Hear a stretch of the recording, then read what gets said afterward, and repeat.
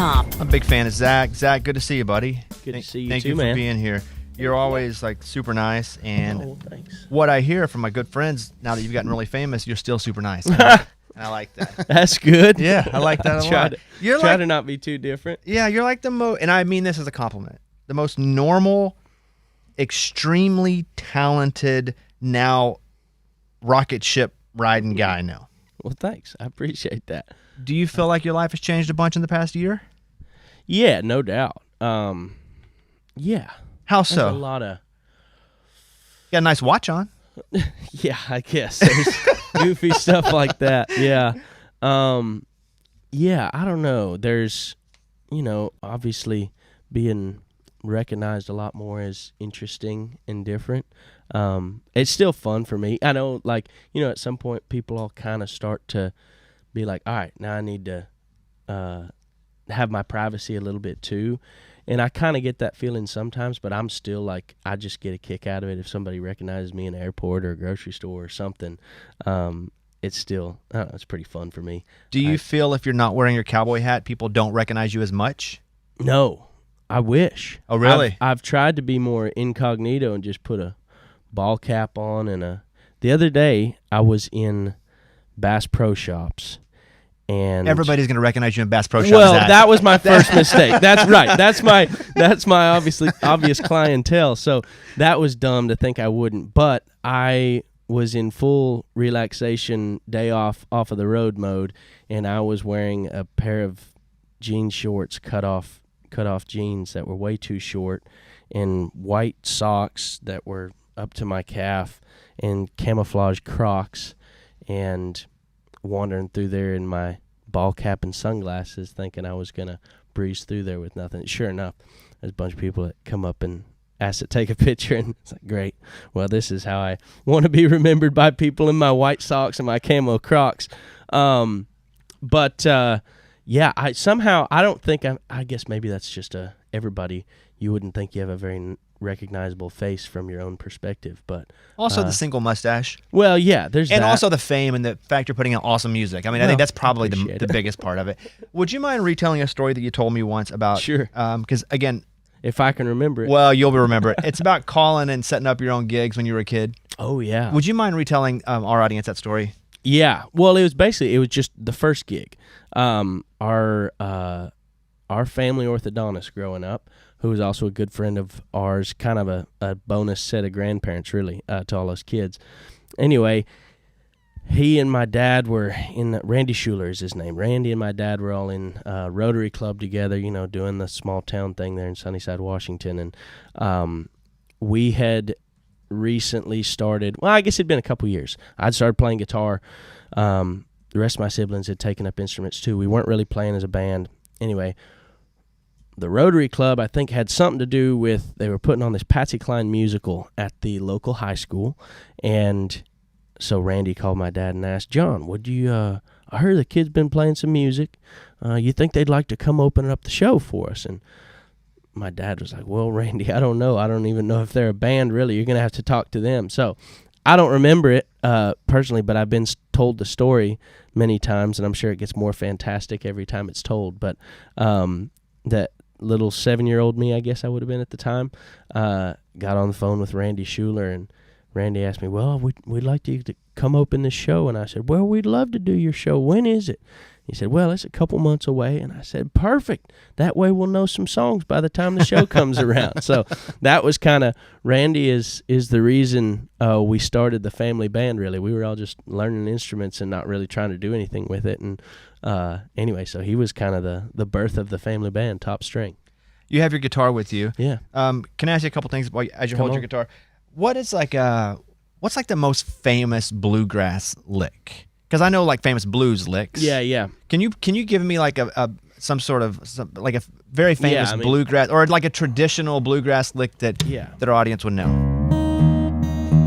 I love somebody that they know. No, okay, don't do that. That you think's awesome. Okay, here we go. The G run is, that's the most overused and fantastic one. That's a good one. That's you ended on that. Yeah, Right? that's like Yeah, exactly. That's like an ending lick, but you can throw it all over the place in the middle. You can start songs with it. It's like I said, it gets overused. By like me. if I were to tell a joke, you end it with that. We'll do 3 jokes. Ready? Yeah. Why don't skeletons ever fight each other? Well, they don't have the guts. It works. Let's do one more. It's perfect. What job did the frog have at the hotel? Bellhop. And we ended with a little 7th there. You know, a little more funny. I like that joke pretty well. I don't know. You're speaking Mandarin right now, but I appreciate that. Yeah. Whatever you just said, I can't agree anymore. You just put out a whole new album. Yeah. Now, you've been crushing it. I don't know. Is there more pressure now that people have an expectation from you, or is it just fun to get new music out? I think there's, the age-old fear of the sophomore slump or whatever. But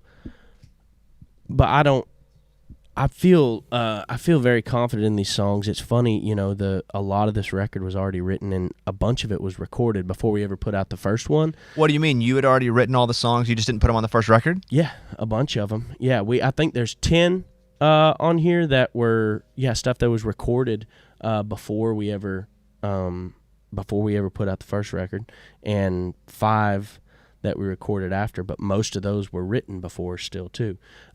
So it was kind of a cool way to, I spent close to 5 years or something here just writing and, playing a little on the road, but not much. There's not much to tour on if you don't have music out. So playing bars all around, not around Nashville, but on the road, just playing cover songs and stuff. But anyway, just doing a ton of writing, and so had a bunch of stuff stacked up. I think we had recorded somewhere around 30 songs before we ever picked the first 12 to be on the first record. So it's kind of a cool, like, you could kind of zoom back and look at big picture sort of, hey, I think this song sounds more like, next record fits more there.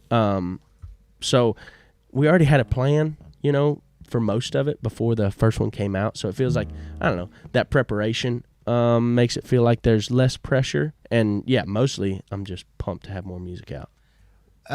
For those that are listening to this and you heard him tune his guitar in 1.2 seconds, like what you watched there was Picasso paint. He goes, yeah, I got that. So, it was super fast. And I know, are you going to retune for Splitsville? Yeah. Okay, probably. let's listen in.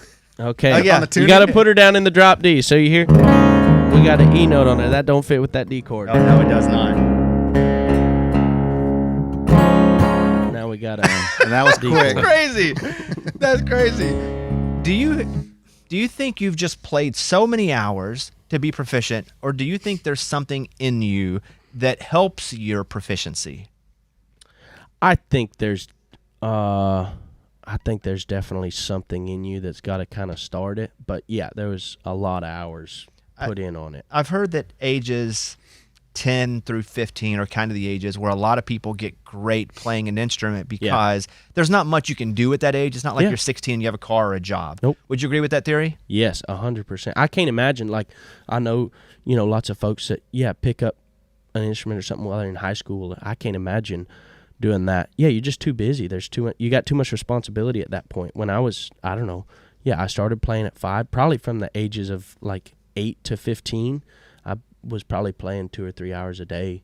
I loved it that much, and that's all I wanted to do. But yeah, now it's like, who has 2 or 3 hours a day to sit and work on an instrument if it's not your job already? And so it's I think that's definitely true. Would you turn on music and play along with music? Yeah. And what would you listen to the most to play along with? My parents had, you remember those old it looks like a briefcase, but it's got like a tape deck? Yeah, all the tapes? Yeah, exactly. Had one of those, and so there was all kinds of stuff. I remember that was the first place I heard the "Don't Close Your Eyes" record. Keith Whitley, he's obviously one of my favorite, probably my favorite singer. That was where I discovered his stuff. I think I learned that whole record. Well, and they had one of the greatest hits ones in there too. So I remember learning "I'm Over You" and "No Stranger to the Rain," all that stuff. Bunch of George Strait stuff. My mom and dad's favorite was George Strait, so I had a ton of that stuff around. And then like Dan Seals, I remember discovering "Everything That Glitters Is Not Gold." Loved that song. But yeah, that was mostly, like, I feel like early on I was doing, playing scales, practicing chord shapes, doing that kind of thing. And then as I got a little bit older, it was just about like finding songs that I loved that I hadn't discovered before and learning how to play them. And so you keep widening your vocabulary that way. Ain't In It For My Health is the record that's out today. You can stream the crap out of it. Tell me about writing that song.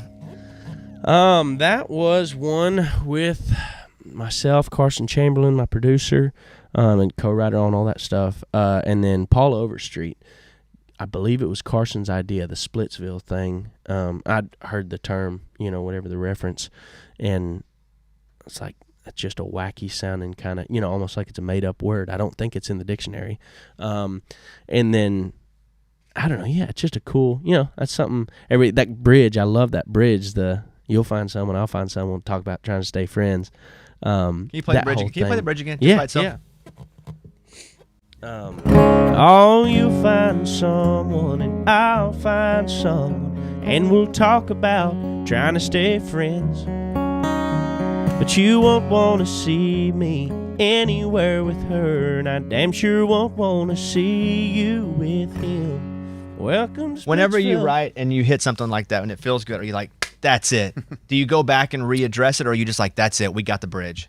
Yeah, I don't think it came out that quick. Oh, but you yes, there's definitely, I had that little melody thing going, and I think Paul just kind of spit most of that stuff out. And it's like, yeah, that's the idea. And then we'll go back and like tweak and make sure everything sits just right. And there's a good balance there between you don't need too much wordplay. Everything doesn't need to be a little trick. Everything doesn't need to rhyme perfectly. Make sure it says what needs to be said more so. That's like Haggard's one of my favorite writers, where like the rhyme schemes were a lot of the time not perfect, but it was like the song said what it needed to say to convey what he was trying to get across.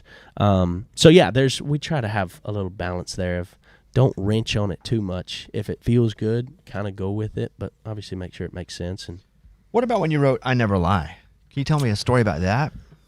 yeah, that's one of my proudest songwriter moments there. That was another Carson idea, and he had kind of framework for a chorus going, I believe. And then how he and I would usually do it, we'd show up a half hour before the write was supposed to start, whenever our third was going to come in, and we'd kind of kick around ideas and figure out what we wanted to do that day. And so he had this framework of a chorus, and I loved it. We kind of mostly finished the chorus, and then Tim Nichols was the other co-writer on that. He came in, we played him the chorus, he loved it, so we went to town on it. And but that we got stuck quick on that first verse. I think I threw out the first couple lines. Well, it's been some time, you still look like an angel, heard you're doing fine, and then we were stuck on that line for a minute. And I'm sitting there with Tim Nichols, Hall of Fame songwriter, and Carson Chamberlain, who probably ought to be a Hall of Fame songwriter at some point. And anyway, and I was the one that came up with the got promoted back in April, and that's obviously Angel in April, not really a rhyme, but it kind of works and it feels good. And so anyway, that was kind of how that thing started, and I think the rest of it fell out pretty dang quick.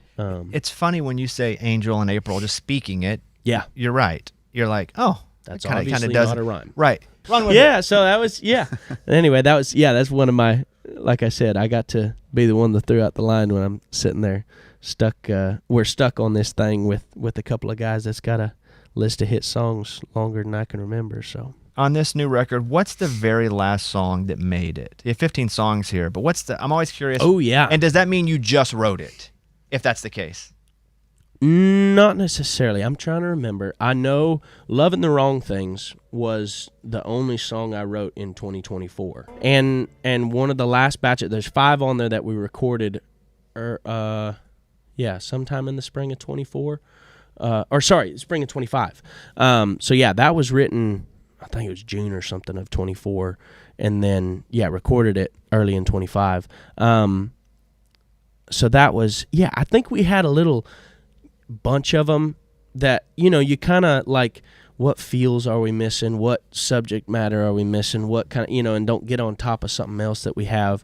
So that was definitely one of them. And then that actually the last song on the record, Honky Tonk Till It Hurts, was that was one we had recorded for a long time, but was in the mix of a couple other things, up-tempo fun things that was like, nah, this needs to be on there. All right, record's out today, and Yes, sir. it's September. You got the big tour, the big U tour. Yeah. Things selling like crazy. Yeah, man. Do you watch ticket sales? Yeah. Okay. Yeah. Because some people are not neurotic about it, but when I was Yeah. doing stand-up, I'd watch every ticket. I was like, yeah. am I over? Do people hate me yeah. now? I'm not crazy. I'll ask for like weekly updates or something every Friday. That's They'll pretty send me healthy. an end of day. Yeah, what we sold this week. Are you surprised? I mean, it's going it's the story Yeah. of town. How It's crazy. I guess I'm just based on our tour earlier this spring, which this is just the continuation of that, I guess, the fall version. But it was that was insane to me how we put on a bunch of, I think the average size was probably like 2,500 or something, playing bigger clubs, and everything in the spring just sold like it was like they were gone in 5 minutes when the general public on sale happened. And so that was almost like a dang, we undershot here a little bigger bit. venues. Yeah, exactly. It's and there was even people upset that it's like, dude, nobody can get a ticket to your show. It's obviously You're the Savannah Bananas of country music. there you go. I'll take it. I love the Savannah Bananas. But yeah, it's cool to see, and I feel like this time around we kind of have a little more of a sense of where we're at, so the venue sizes seem appropriate and the ticket sales are kind of going in an appropriate rate. So yeah, I'm pumped. Yeah, it always surprises me that, I don't know, people keep wanting to come out and see me. But it doesn't surprise I'll me at keep how on. good you are and how great your music is, but it's just appreciate that fast of growth you rarely see. It's insane. Yeah. Yeah. So that's what I meant by that. Yeah, 100%. No, it's crazy. I feel like the amount of growth that we've seen just in the last year and a half is like, I probably would have been pumped about it if that had happened in 5 years or 8 years. And so it's like we went from riding around in a dang 15-passenger Chevy van with all our gear in the back of it, and everybody having to sleep on a bench seat, to rolling around in buses and stuff so fast that it's sometimes easy to slip into taking it for granted. And I try to pinch myself a lot of times and be like, man, remember where you were like the beginning of 2024. We were still running a Sprinter van. That's why you go to Bass Pro and Crocs and tall socks. Dang right. And cut Dang on right. and You jorts. got to remember where you That's came right. from. The Cold Beer and Country Music Tour, September starts back. The new record's out today. Yes, sir. Let me ask you one final question. Yeah. What do you do for fun if you got nothing to do for a day? A lot of times play golf. Love playing golf. If I'm in the mountains, I love fly fishing as well. But yeah, more times than not, it's play golf. You ever Go had out on the lake on the boat a little bit too. Ever had a hole-in-one? No, sir. Come close. One time, I think it was like 124 yards out. Hit a gap wedge in and landed like inside the lip of the cup, and it like almost just You saw it dunked lip straight out? in. Yeah, and it just like shot off the green from because it came in so hot. But anyways, that was as close as I've come.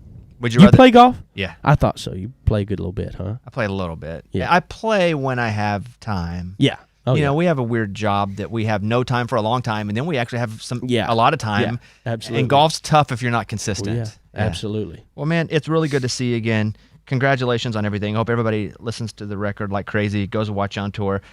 Zach Top, one of the nicest guys around. Zach, good to see you, buddy. There he is. Zach Top. Appreciate it, man. Thank you. It's a